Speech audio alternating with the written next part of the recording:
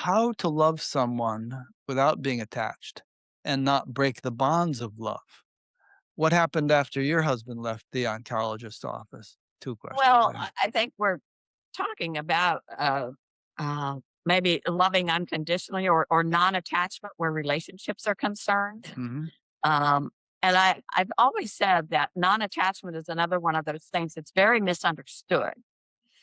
I think we can truly love someone when we don't have the ego attachment to them. As I said, I would see a lot of people, you don't leave me, I can't live without you. And there's always the me in there. I can't live without you, don't leave me kind of a thing. And I think when we love with non-attachment, that's when we truly love. We have to love someone enough to allow their life to play out like it is supposed to, whatever that means. If that means cancer, if it means whatever, a car wreck, being disabled, whatever. We can love without attachment. And that's the perfect love because it keeps our ego out of it. Brent's life was about Brent. Brent's illness was about Brent.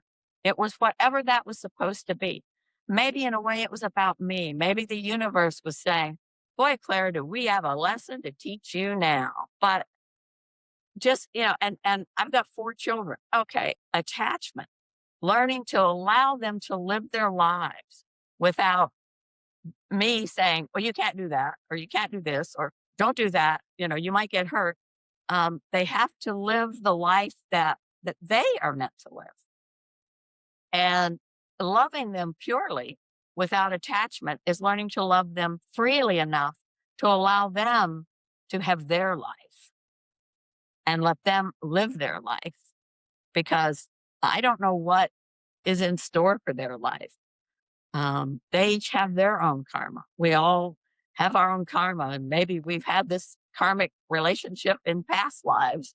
As they say, we tend to reincarnate in family groups because that's who we create the most karma with is all these family groups, lifetime after lifetime. But I really think that non-attachment is very useful, even for people we love. I think we can love more perfectly without the attachment that putting our ego into it gives us.